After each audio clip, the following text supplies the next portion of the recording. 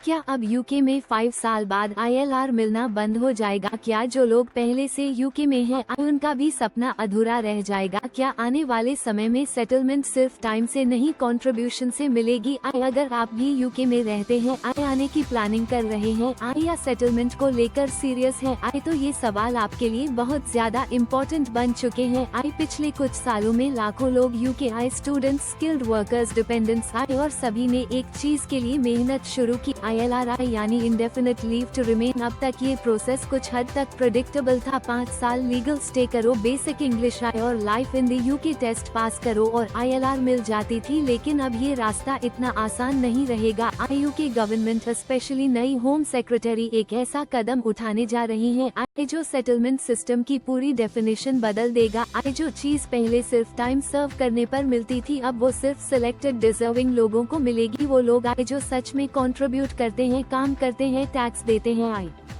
और खुद को यूके सोसाइटी में इन्वॉल्व करते हैं। इतना ही नहीं, अब बात हो रही है ILR क्वालिफाइंग पीरियड को 5 से 10 साल करने की। और सिर्फ इतना ही नहीं, English proficiency, criminal records, benefits usage और इवन कम्युनिटी वॉलंटियरिंग जैसी चीजों पर भी आपकी एलिजिबिलिटी डिपेंड करेगी। अब सवाल ये है, क्या ये नए रूल्स उन लोगों पर भी लागू होंगे जो ऑलरेडी यूके में हैं, जिनके 3-4 साल निकल चुके हैं? क्या उनका सपना भी अब अनसर्टेन हो गया है? इस पूरे बदलाव की पूरी पिक्चर अभी सामने नहीं आई है, लेकिन जो संकेत हैं वो आने वाले समय में यूके इमिग्रेशन पॉलिसी को पूरी तरह रीडिफाइन कर सकते हैं। अगर आप जानना चाहते हैं कि ये बदलाव आपके फ्यूचर को कैसे इम्पैक्ट करेंगे, तो आगे पढ़ना जरूरी है। यूके में सेटलमेंट यानी ILR अब एक ऐसा टॉपिक बन गया है जो हर immigrant, specially skilled workers, students और डिपेंडेंट वीजा होल्डर्स के बीच कंसर्न का रीजन बन चुका है। पिछले कुछ सालों में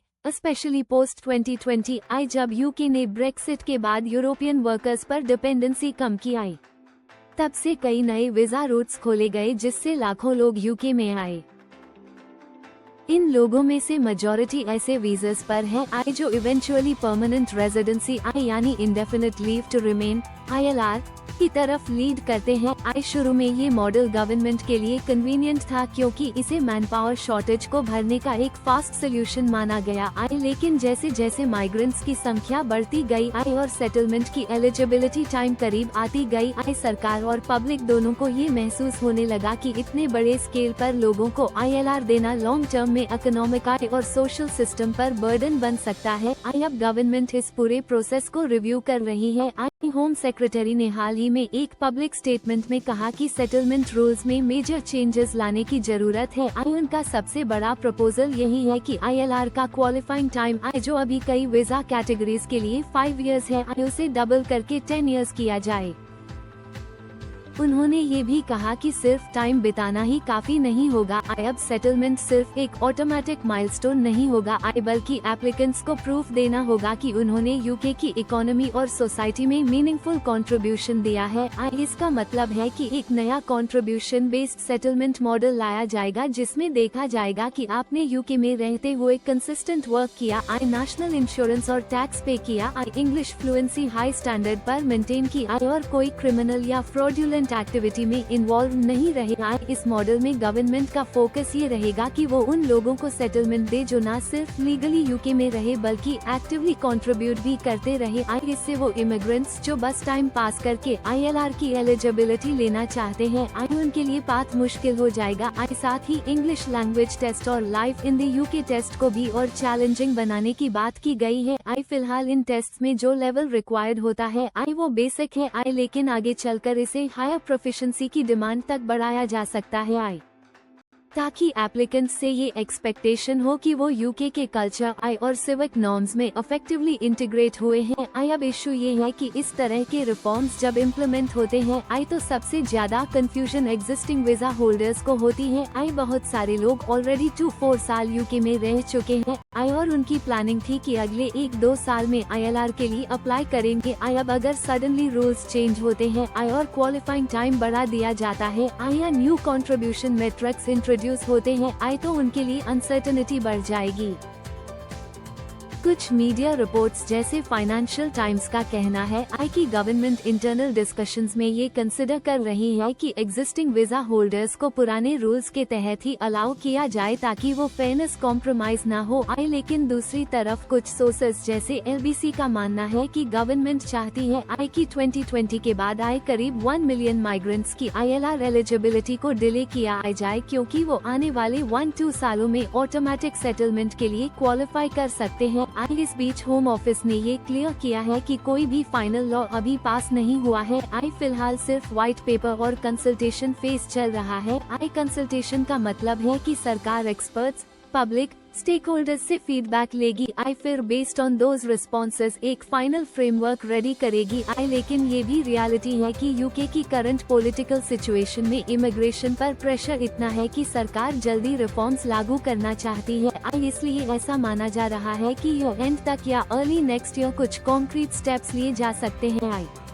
जो लोग फ्यूचर में यूके आने का सोच रहे हैं उनके लिए ये बदलाव गेम चेंजर हो सकता है। पहले यूके अट्रैक्ट करता था क्योंकि 5 इयर्स में सेटलमेंट मिल जाती थी। अब अगर इसे 10 इयर्स कर दिया जाए और साथ में कंट्रीब्यूशन और कंडक्ट का भी असेसमेंट किया जाए तो माइग्रेशन का पूरा पैटर्न बदल सकता है। लोगों को न सिर्फ लॉन्ग टर्म प्लानिंग करनी पड़ेगी बल्कि फाइनेंशियल और इमोशनल रेजिलियंस भी बिल्ड करनी होगी ताकि वो इस जर्नी को सस्टेनेबली पूरा कर सके। अब बात करें उन लोगों की जो पहले से यूके में है। उनके लिए सबसे सेफ स्ट्रैटेजी यही हो सकती है कि वो अपने documents, pay slips, tax returns, अन्य कॉन्ट्रीब्यूशंस रिकॉर्ड्स क्लियर रखें। जितना हो सके लीगल कंप्लायंस मेंटेन करें, कोई गैप ना आने दें। अगर आपके पास ऑलरेडी 3 या 4 इयर्स हो चुके हैं तो आपके पास अभी भी अपॉर्चुनिटी है ILR के लिए करंट रूल्स के तहत क्वालिफाई करने की। लेकिन वेट एंड वॉच मोड में रहना जरूरी है क्योंकि किसी भी दिन पॉलिसी अपडेट आ सकती है।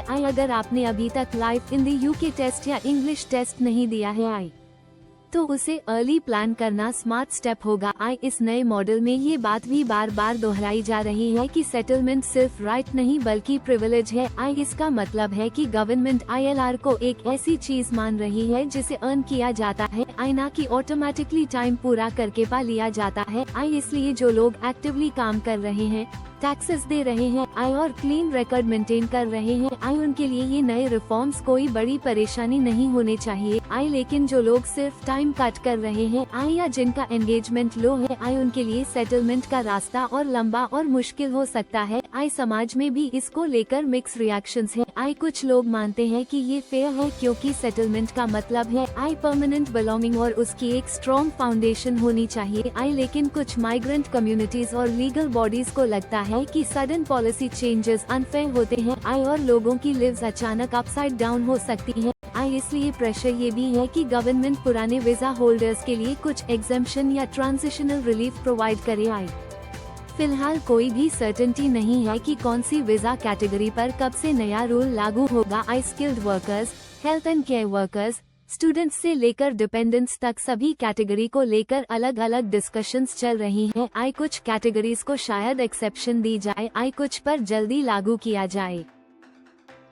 इसलिए सबसे जरूरी है इन्फॉर्म्ड और अपडेटेड रहना। जैसे ही गवर्नमेंट ऑफिशियल स्टेटमेंट या ड्राफ्ट रूल्स पब्लिश करती है उसके बाद सिचुएशन और क्लियर होगी। लेकिन अभी के लिए ये तय है कि ILR पाथ अब सिर्फ टाइम बेस्ड नहीं रहेगा। ये एक बैलेंस्ड मॉडल बनने जा रहा है जिसमें टाइम के साथ साथ कंट्रीब्यूशन, लैंग्वेज, बिहेवियर और वैल्यूज को भी इक्वली इम्पोर्टेंस दी जाएगी। अगर आप यूके में हैं या आने की प्लानिंग कर रहे हैं तो अभी से रीअलाइनमेंट शुरू करना बेस्ट होगा। अपने गोल्स, टाइम फ्रेम्स और एक्सपेक्टेशंस को एडजस्ट करें। सेटलमेंट अब लॉन्ग टर्म अचीवमेंट बन रहा है और उस डायरेक्शन में आपका एवरी स्टेप मैटर करेगा।